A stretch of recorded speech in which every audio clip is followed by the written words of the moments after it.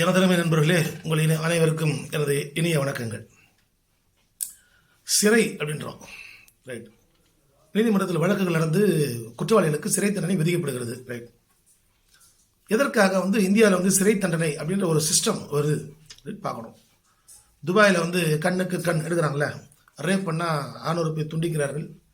அதெல்லாம் சோசியல் மீடியாவில் உங்களுக்கு வீடியோவில் பார்க்குறீங்க. திருநா கையை வெட்டுறான், இந்த மாதிரி என்னென்ன தவறு செய்கிறாங்களோ அதே போல் அந்த நாட்டு சட்டங்களுக்கு ஏற்ப அவருடைய தண்டனைகள் இருக்கின்றன, கடுமையாக இருக்கின்றன. ஆனால் நம்ம இந்தியாவில் தான் பார்த்திங்கன்னா நீதிமன்றத்தில் தீர்ப்புகள் இந்திய சட்டங்களுக்கு ஏற்ப சிறை தண்டனை கொடுக்கப்படுகிறது. ஆயுள் தண்டனை 10 வருடம், 5 வருடம். அவர்கள் செய்த குற்றங்களுடைய தன்மைக்கு ஏற்ப அவர்களுக்கு பார்த்திங்கன்னா மரண தண்டனை, அதில் ஆயுள் முழுவதும் சிறை தண்டனை அப்படின்னு ஸ்பெசிஃபிக்காக வரும். முன்னெல்லாம் ஆயுள் தண்டனை கொடுக்கும்போது 14 வருஷத்தில் வெளியே வந்துடுவாங்க.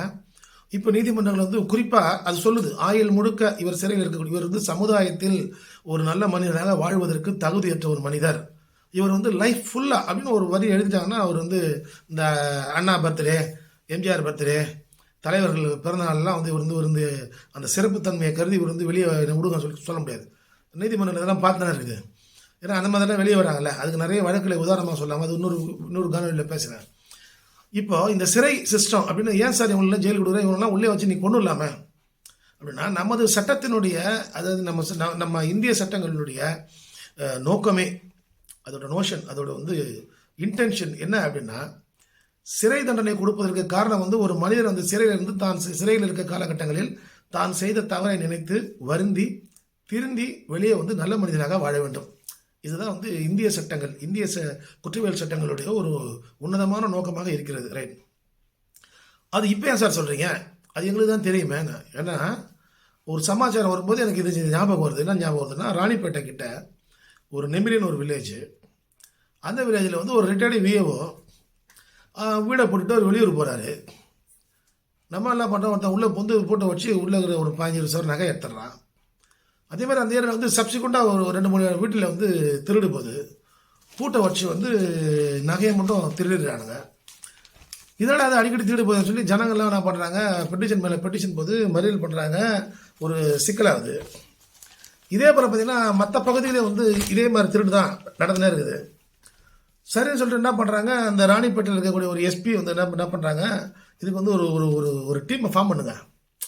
ஒரு டீமை ஃபார்ம் பண்ணி யார் திருடுறான் கரெக்டாக, அது மாதிரி திருடு ஜாஸ்தியாக போச்சு, டக்கு போயிட்டு அக்ஷன் பண்ணுறான்னு சொல்லிட்டு என்ன பண்ணுறாங்க, ஒரு டீம் 4 தனிப்படையை போடுறாங்க. 10 நாளாக போலீஸார் இந்த 4 தனிப்படை என்ன பண்ணுறாங்க, கர்நாடகா, பாண்டிச்சேரி, சென்னை, ஆந்திரான்னு ஒரு ஏரியாவில் தீவிரமாக இந்த யார் குற்றவாளி அப்படின்னு தர்றாங்க. கடைசியில் பார்த்தா சூர்யா அப்படின்ற ஒருத்தர் அரெஸ்ட் பண்ணுறாங்க. அவன் 29 வயசு பையன் தான்.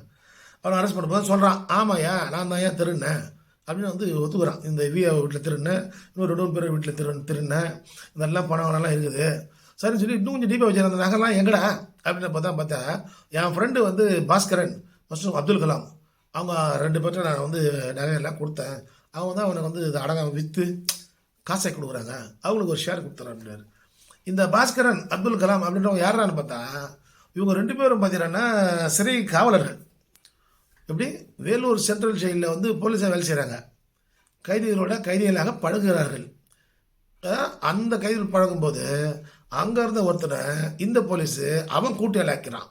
அவன் கூட்டாளியாக்கி, நீ போய் திருடு எடுத்துருவாடா, அதை நான் வெளியே ஈஸியாக வித்துடுறேன், உனக்கு காசு கொடுக்குறேன் சொல்லி இவங்க போய் இவன் திருட மாட்டும் போது அவன் 2 பேரும் மாட்டிக்கிறான். இப்போ இந்த 3 பேரையும் போலீஸ் அரெஸ்ட் பண்ணுறாங்க. இது எவ்வளவு மிக ஒரு கேவலமான விஷயம். இது இந்திய சட்டங்களின் மேல் மனிதருக்கு இருக்கக்கூடிய, தனி மனிதருக்கு இருக்கக்கூடிய ஒரு நம்பிக்கை குலைக்கும் செயல். ஒருத்தன் திருடி ஜெயிலுக்கு போகிறான், திருடி ஜெயிலுக்கு போயிட்டு திருந்தி வருவான் அப்படின்னு பார்த்தா, ஒரு நபர் தனிநபர் சிறைக்கு சென்றால் என்னென்ன நடக்கணும் பல காரணங்களில் சொல்லியிருக்கிறேன். இப்போ ஜெயிலுக்கு போகிறவன் எல்லாம் பெரிய பணக்காரன் கிடையாது, ஏழைகள், ஸ்லம்மில் இருக்கிறவன். அது மாதிரி தான், வேறு வழி இல்லாமல் வசதியை வாய்க்கும். அதான் சொல்கிறாங்க, வயிற்று கஞ்சிக்காக திருடுறான், அஃபென்ஸ் பண்ணுறான், அவன் ஜெயிலுக்கு போயிடுறான். ஜெயிலுக்கு போயிட்டால் அவன் தான் அவன் ஃபேமிலிக்கு பிரெட் வினராக இருப்பான். பிரெட் வினர்னா அவனுடைய வருமானத்தை நம்பி அவன் குடும்பம் இருக்கும், வீட்டில் வயசு பொண்ணு இருக்கும். இவன் ஜெயிலுக்கு போயிடுவான், இங்கே சம்சாரம் யாருக்கிட்டாவது ஓடிடும், இங்கே சம்சாரம் யாரு கூடயாவது ஓடிடும். இது இப்படி போதா, திரும்பி அவனுக்கு ஜெயிலில் இருக்கிற அவனுக்கு கேள்விப்படுவான், அவன் எவனை யாரையாவது விட்டு அனுப்பிச்சு அவன் சம்சாரம் யார் கூட வச்சு அவனை போடுவான், திரும்பி அடுத்த கேஸு, இவன் பர்மனெண்ட்டாக ஜெயிலுக்கு போயிடுவான். ஸோ இதே போலத்தான் வந்து நடந்து கொண்டு இருக்குது. இந்த விஷயத்தில் என்ன நடக்குதுன்னா, ஒரு அரசு ஊழியர், ஒரு சிறையில் இருக்கக்கூடிய ஒரு சிறை காவலர், உங்களுக்கு வந்து அரசு சம்பளம், இன்றைக்கி அரசு சம்பளம் வந்து ஒவ்வொருத்தருக்கும் எவ்வளோன்றது அனைவருக்குமே தெரியும். ஒரு 10-15 வருஷம் சர்வீஸ் பண்ணாலே நீ 80,000-90,000 வந்துடுவேன், கிட்டத்தட்ட 1 லட்சம் கிட்ட சம்பளம் வந்துடுவேன். ஒரு மகிழ்ச்சியாக அந்த சம்பளம் வந்து ஒரு சாதாரணமாக ஒரு குடும்பத்தை நடத்துவதற்கு போதுமாக கௌரவமாக ஒரு வாழ்வதற்கு தகுதியான ஒரு சம்பளம். ஆனால் ஜெயிலுக்கு ஒரு அக்யூஸ்டு கேன்வாஸ் பண்ணி அவனை போய் வந்து திருட சொல்லி அந்த திருட்டு பொருள் என்று தெரிந்து அதை நீ வாங்கி அதை விற்று ஒரு குற்றச்செயலுக்கு உடந்தையாக இருக்கிறாய். இந்த அபேட்மெண்ட், குற்றச்செயலுக்கு உடந்தைனா அபேட்மெண்ட். இந்த அபேட்மெண்ட்லாம் என்ன கன்விஷன் கொடுப்பாங்கன்னா, அதுக்கு அந்த திருட்டுக்கு எவ்வளோ கன்விஷனோ அதான் கொடுப்பாங்க. இப்போ இதை விசாரிச்சு இவங்களை அரெஸ்ட் பண்ணி உங்களை உள்ள வச்சுக்கிறாங்க. நீ பெயிலில் வருவ, பட் யூ வில் பி சஸ்பெண்டடு. நீ சஸ்பெண்ட் ஆகி பெயிலில் வருவ, உனக்கு வேலை போயிடுச்சு இல்லை. அந்த கேஸில் வந்து சார்ஜ் ஷீட் போடுவாங்க. அந்த திருட்டு கேஸில் போலீஸ் வந்து சார்ஜ் ஷீட் போடுவாங்க. சார்ஜ் ஷீட் போட்டால் இப்போ இது எஸ்வி சேகர் கேஸில் என்னாச்சு, எஸ்வி சேகருக்கு 1 மாதம் கன்ஃபார்ம் பண்ணிலையா கேஸை முடிஞ்சு. இப்போ ஹெச் ராஜாவுக்கு வந்து 6 மாதம் அவதூறு வழக்கில் கொடுத்தாங்கல்ல, அதேமாரி திருடுற இப்போ திருடு குற்றம். இந்த திருடுனதுக்கு பார்த்தீங்கன்னா வந்து ட்ரையல் முடிஞ்சதுன்னா ஒரு 4 வருஷமாவது கொடுப்பாங்க, குறைஞ்சபட்சம் ஒரு 4 வருஷம் இந்த வச்சுக்கணும். இந்த போலீஸுக்கு 4 வருஷம், அவனுக்கு 4 வருஷம். ஸோ கன்விக்ட் ஆகிட்டேன்னா உனக்கு வேலை போயிடுச்சா, அதோட உன் லைஃப் போயிடுச்சா, திரும்பி அது மேலே நீ அப்பீல் போகணும். திருட்டு கேஸ் எல்லாம் 4 வருஷம் கொடுத்துட்டான்னா அந்த சென்டென்ஸ்லாம் சப்ஸ்டிட் பண்ண மாட்டான். 4 வருஷம் சென்டென்ஸை தள்ளி வைக்க மாட்டாங்க. 3 வருஷத்துக்கு உள்ளே இருந்தால் மட்டும்தான் நீ வந்து சஸ்பென்ஷன் ஆஃப் சென்டென்ஸ்லாம் கேட்க முடியும், கேட்டால் அப்பீல் போக முடியும். 30 நாளே கன்ஃபார்ம் பண்ணிட்டான் ஹைகோர்ட்டில். 30 நாள் சிறை தண்டனை எஸ்வி சேகர் கொடுத்தது நோ அவன் கொடுத்தது கரெக்டு தான், நான் வந்து தலையிட விரும்பல அப்படின்னு சொல்லி முடிச்சிட்டாங்க. இப்போ அடுத்தது சுப்ரீம் கோர்ட் போகிறார். அதே போல் ஒரு அரசு ஊழியராக நல்ல சம்பளத்தில் இருக்கக்கூடிய இவர்களை நம்பி ஒரு குடும்பம் இருக்கும், வயசான அப்பா அம்மா இருப்பாங்க, இல்லை வந்து ஒரு மனைவி பிள்ளைகள் இருக்கும். அதெல்லாம் விட்டுட்டு ஒரு அல்ப சுகம் ஒரு அல்ப காசுக்கு ஆசைப்பட்டு ஒரு திருடன் கூட சகவாசம் வச்சு இவர்கள் எதிர்காலத்தையும் வந்து தொலைத்து கொண்டார்கள். இந்த ஒரு அரசு உத்தியோகம் என்பது எத்தனை ஏழை மாணவர்களுடைய கனவாக இருந்திருக்கும், எத்தனை ஏழை மாணவர்களுடைய கனவாக இருந்திருக்கும். சரி, ஆனதாச்சு, போனது போச்சு, திருட்டிங்க, ரைட்டு, கேஸை வாங்கிட்டீங்க. இனிமேலாவது அந்த சிறை தண்டனை கிடைத்தாலும் சிறை தண்டனை முடிந்து வெளியில் வரும்பொழுது வந்து திருந்தி இந்த சமுதாயத்தில் நல்ல மனிதனாக வாழ்ந்து உங்கள் கடமையை நிறைவேற்றுங்கள். ஒரு அரசு ஊதியத்தில் அரசு ஊழியர்கள் மட்டும்தான் இந்த உலகத்தில் வந்து பிழைக்க வேண்டும் என்று அல்ல, ஒரு நிறுவனத்தில் பணிபுரியும் ஊழியர்கள் மட்டும்தான் இங்கே வந்து உலகத்தில் வாழ வேண்டும் என்பது அல்ல. ஒரு ஏழை ஒரு பிளாட்ஃபார்ம்களில் ஒரு கடை போட்டால் கூட, ஒரு பொம்மை கடை போட்டால் கூட அவனை வந்து ஒரு பிளாட்ஃபார்மில் கடை வச்சு சம்பாரித்து நல்லா வாழ்கிறான். அதே மாதிரி பார்த்தீங்கன்னா ஒரு பஞ்சு மிட்டாய் விற்கிறவன், ஒரு ஐஸ் விற்கிறவன், அவனை வந்து தொழில் பண்ணி சம்பாதிச்சு மானத்தோட கௌரவமாக வாழ்கிறான்.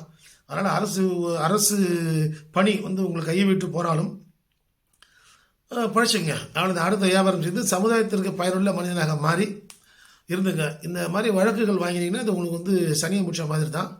அடுத்தது வந்து அப்பீல் போயிடணும். ரிட்டையர்மெண்ட் பெனிஃபிட் குறிப்பாக அரசு ஊழியர்களுக்கு வந்து வரவே வராது. அத்தனை பணிக்கூடைகளும் வந்து கண்டிப்பாக நிறுத்தி வைப்பாங்க. ஏன்னா நம்மளால தான் தெரியுமே இங்கே என்ன நடக்குதுன்னு. தன்னைத்தான் காப்பாற்றி கொண்டு அதை கடந்து செல்வது தான் இவங்களுடைய ஒரு வழக்கமாக இருக்கிறது. அதனால் நீ வந்து உன்னுடைய பணிக்கூடைகள் நிறுத்தி வைக்கப்பட்டு விட்டால் அதன் மேலே திரும்பி நீ ஹைகோர்ட் காலையணும், வக்கீலுக்கு ஃபீஸ் கொடுக்கணும். ஸோ இதெல்லாம் இருக்கிறது. அதனால் வந்து தான் வந்து அதாவது ஆர்டிகல் 311 கவர்மெண்ட் எம்ப்ளாயிஸ்க்கு வந்து ஒரு பாதுகாப்பாக அமைகிறது. அது ஆர்டிகல் 311 ஏன் அமைகிறதான், பணியின் போது நீ செய்கின்றது. ஏங்க திருட்டு நகையை வாங்கி வெளியே வைக்கிறது நீ வந்து ஆர்டிகல் 311? திருட்டு நகையை வாங்கி வச்சுக்கிறது வந்து ஆர்டிகல் 311 அல்ல. உனக்கு வந்து எந்த விதமான ஒரு பணி பாதுகாப்பும் இதில் வந்து கிடைக்காது. அதனால் வந்து இந்த ட்ரையலில் வந்து நீங்கள் குற்றவாளி என்று உங்களுக்கு தீர்ப்பு கொடுக்கப்பட்டால் நீங்கள் வந்து வீட்டுக்கு போனது தான், யூ வில் பி டெர்மினேட்டட். 1. 2வது வந்து சஸ்பென்ஷன். இப்போது வந்து சஸ்பென்ஷன் ஆகிடுவாங்க. முதல்ல சஸ்பென்ஷன் ஆனால் அந்த சஸ்பென்ஷனோட சட்டமே வந்து பார்த்தீங்கன்னா முதல்ல 3 மாதம் தான் சஸ்பென்ஷன். அப்புறம் நீங்கள் வந்து சஸ்பென்ஷன் சுட் பி எக்ஸ்டெண்டட். எப்படி சஸ்பென்ஷன் வந்து அது வந்து நீட்டிக்கப்படலாம். அதிகபட்சம் எவ்வளோ பீரியட் நீட்டிக்கப்படணும்னா அது இந்த 6 மாதம், மேக்ஸிமம் வந்து 6 மாதம் மட்டுமே வந்து ஒரு சஸ்பென்ஷன் நீட்டிக்கப்படலாம். அதன் பின்பு அவர் அந்த சஸ்பென்ஷன் ஆனது நீக்கப்பட்டதாகத்தான் கருதப்படும். ஆட்டோமேட்டிக்காக அது ரிவோக் ஆகிடும். அந்த சஸ்பென்ஷன் கேன்சல் ஆகி இவர் சர்வீஸில் வந்ததாகத்தான் கருதப்படும். சர்வீஸில் அவனுக்கு வரும். இந்த சஸ்பென்ஷன் பீரியட்லேயே ஒரு பாதி மாதம் சம்பளம் வரும். சஸ்பென்ஷன் பீரியட்லேயே ஒரு பாதி மாதம் சம்பளம் வரும். இந்த நம்பிக்கை, இந்த தைரியம், இதனால தான் இதே போன்ற குற்றங்கள் வந்து நடக்குது. ஒரு திருடனுக்கு போலீஸ்காரன் உதவுறது, இதெல்லாம் வந்து நடக்குது. ஆகவே வந்து இதில் தண்டனை என்று ஒன்று கிடைத்தால் அவர்களுக்கு வேலை போயிடும். வேலை போச்சுன்னா சாதாரணமாக வியாபாரம் பண்ணி போச்சு கொண்டு தான் மீண்டும் இதே போன்ற செயல்களில் ஈடுபடாமல். இப்போது இங்கே வந்து இப்போ சொன்னோம் இல்லையா, இந்த வீடியோவில் முதல்ல ஃபஸ்ட்டு சொன்ன போது இந்த இந்திய சட்டங்களினுடைய நோக்கங்கள், சிறையில் வந்து ஒரு மனிதன் வந்து இந்த சிறை தண்டனை விதிப்பதனுடைய நோக்கமே வந்து அவன் செய்த தவறை நினைத்து வருந்தி திரும்பி இந்த சமுதாயத்துக்கு திரும்பி வரணும், சமுதாயத்தை தூக்கி வெளியே போடக்கூடாது. ஆனால் இதில் வந்து என்னென்னா இந்த 2 போலீஸ்காரங்களும் அரசு ஊழியர்களும் சிறைக்கு சென்றால் அங்கே நிச்சயமாக தண்டனை என்று கொடுக்கப்பட்டு சிறைக்கு சென்றால் பெயில் இல்லை, பெயிலில் போட்டால் வந்துடுவாங்க, ஒரு 2 மாதத்தில் வந்துடுவாங்க. வழக்கு நடந்து அவளுக்கு தண்டனை கொடுக்கப்பட்டு சிறைக்கு செல்கின்ற பட்சத்தில் அவர்கள் திரும்பி வந்தவங்கன்னா 4 வருஷம் இருந்து நம்ம லைஃப் போச்சுன்னு நினைச்சு ஃபீல் பண்ணி திரும்பி வந்து ஒழுங்காக இருந்தால் அவன் இந்த சமுதாயத்துக்கு அவன் பயனுள்ள மனிதனாக இருப்பான் என்பது என்பவர்களுடைய கருத்து. நன்றி நண்பர்களே.